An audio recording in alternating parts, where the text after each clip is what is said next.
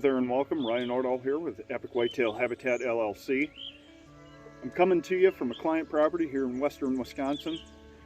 It's a lovely mid-May morning. We just come off a very hot week. It's real nice this morning, cool, low humidity, but we're in here. We've been in here the last couple weeks, really trying to conquer a screening project that we've been working on. Really trying to add things in here for diversity to help enhance the screening. What we've got here behind me is a pasture situation on a neighboring property. The deer, from what the hunter property owner tells me, the deer love to bed under the crabapple trees that are back here on the neighbor's pasture. So whenever he's trying, back behind the camera, he's got to stand. Whenever he's trying to get in and out of here, he's having a little bit of a problem spooking the deer out of here.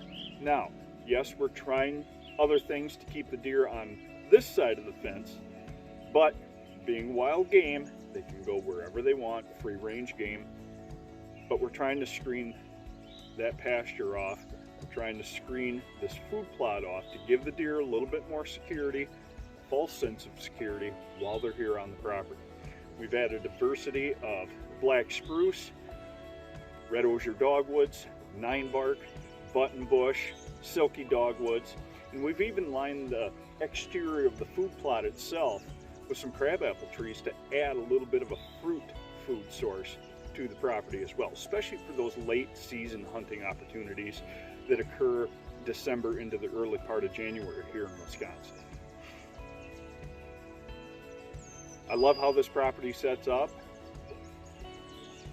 The only problem I see with the property is 2 county highways on either side of the property. Those people can see down in here, but it doesn't disturb the deer that bad. The problem is hunter access into the stands.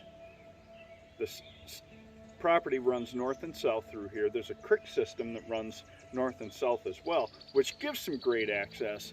But as we get back here to the south end of the property, the creek bumps up to some really good bedding habitat for these deer, and we're trying to create hunter seclusion getting in and out of his stand back here on the south end of the property. We've thought about just not hunting this south end of the property, but it's too good of a piece, limiting when is the right time, determining when is the right time to hunt this stand location back in here. I think we've defined that. Be a great rut location. This entire property sets up for a great rut property for sure. We're trying to get it so it's a year-long hunting property, but this particular stand location back here sets up really well for the rut, that cruising phase of the rut at the end of October all the way through peak of the rut, post-rut, through mid-November, end of November, of course. But our major project, our major concern here the last 2 weeks is really enhancing the screening at the south end of this property where it opens up into a neighboring pasture.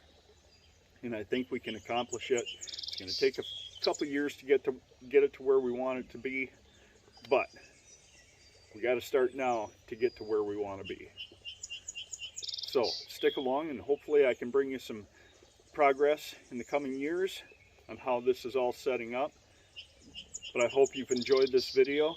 Remember, you can have the best habitat in the world for white-tailed deer, but if your access and egress is not screened, you're not using the terrain properly, you're not using the thermals to your advantage, getting in and out of these food plot setup locations, you could turn your 10 property into a 1 very easy. So, I hope you found this video educational. Give it a like, share it on social media with your friends. If you haven't already, hit that subscribe button to my YouTube channel, hit the notifications, and thanks for joining me. Happy habitat, and keep living the dream.